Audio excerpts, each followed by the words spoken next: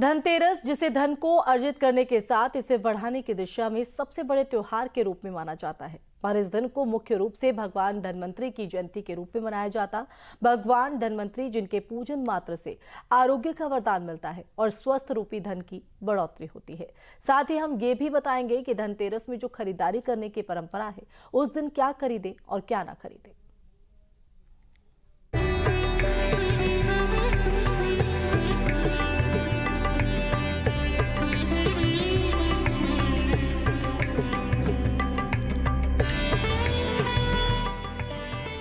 कार्तिक माह के कृष्ण पक्ष की त्रयोदशी को भगवान धनवंतरी की पूजा का विधान है। इस दिन समुद्र मंथन के समय भगवान धनवंतरी अमृत कलश को लेकर प्रकट हुए थे।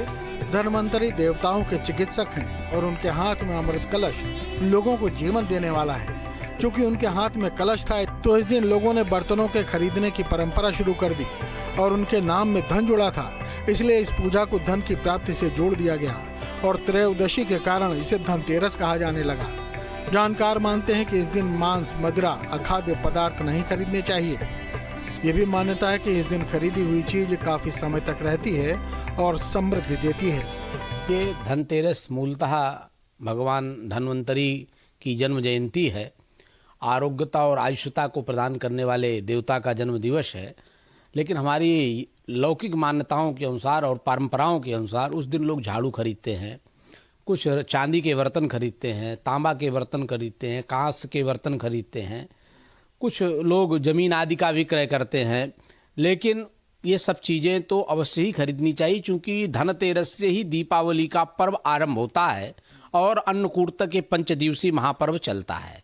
इसमें निषिद्ध जो वस्तुएं हैं उसमें मदिरा नहीं खरीदनी चाहिए, मांस नहीं खरीदना चाहिए, कोई ऐसा अखाद्य वस्तु नहीं खरीदनी चाहिए जिससे खाने के बाद हमारे तमाम तरह की बीमारियां पैदा हो जाएं। इस तरह के तमाम ऐसे निषेध वस्तु हैं जिनको नहीं खरीदना चाहिए। कहीं कहीं लोक मान्यता के मुताबिक ये भी कहा जाता है कि इस दिन कुछ खरीदने से उसमें 13 गुना वृद्धि होती है। इस अवसर पर लोग धनिया के बीज खरीद कर भी घर में रखते हैं और दीपावली के बाद इन बीजों को अपने बाग बगीचों में या खेतों में बोते हैं। बीएचयू के ज्योतिष विभाग के पूर्व अध्यक्ष बताते हैं कि धनतेरस को सिर्फ खरीदारी से नहीं जोड़ना चाहिए, ये सिर्फ लोक परंपरा है। इस दिन तो भगवान धनवंतरी की जयंती मनाई जाती है। इस दिन लक्ष्मी जी का पूजन करना चाहिए, घर सजाना चाहिए और शुद्ध पात्र से पूजा करनी चाहिए और ऋण लेकर इस दिन कोई भी चीज नहीं खरीदनी चाहिए। इस दिन लोन से खरीदने से लाभ तो नहीं बल्कि हानि ही हो सकती है। भगवती के लक्ष्मी के पूजन क्रम में पात्र ऐसे उपयोग करने हैं जो शुद्ध हों।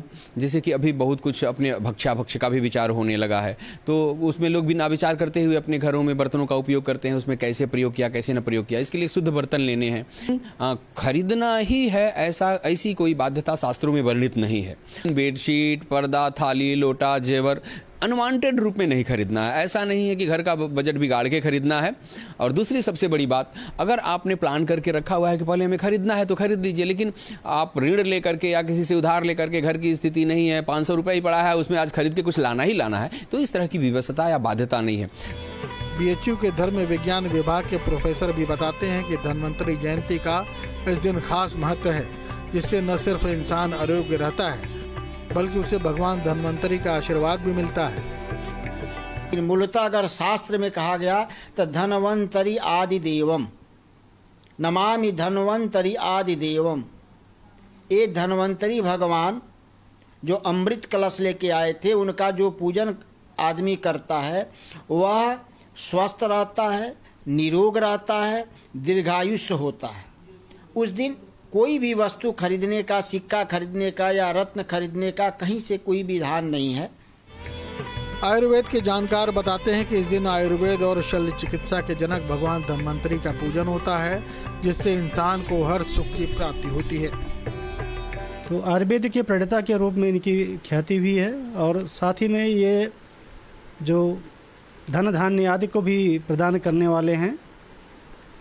तो स्पेशली पृथ्वी पे तो इन्हीं को माना जाता है। धनतेरस के दिन जहाँ पर खरीदारी करने की परंपरा है, तो वहीं यह दिन खास तौर पर मनाया जाता है भगवान धन्वंतरी के जयंती के अवसर पर। कहा जाता है कि स्वास्थ्य से बड़ा कोई धन नहीं होता। अगर धन से आप सब कुछ संचित भी करते हैं और आपके पास स्वास्थ्य रूपी धन नहीं है तो सब कुछ निरर्थक है। तो ऐसे में अपने स्वास्थ्य रूपी धन को बचाए रखने और लगातार आरोग्य रहने के लिए धन्वंतरी जयंती के दिन भगवान धन्वंतरी के पूजन और उनके आशीर्वाद के लिए लोग लगातार पहुंचते हैं। और धन्वंतरी जयंती के दिन धन्वंतरी भगवान का पूजन ही सबसे बड़ा फलदायक होता है, ऐसा धर्मशास्त्रों में भी वर्णित है। वीडियो जर्नलिस्ट शिवम मिश्रा के साथ सुशांत मुखर्जी, न्यूज़ स्टेट, वाराणसी।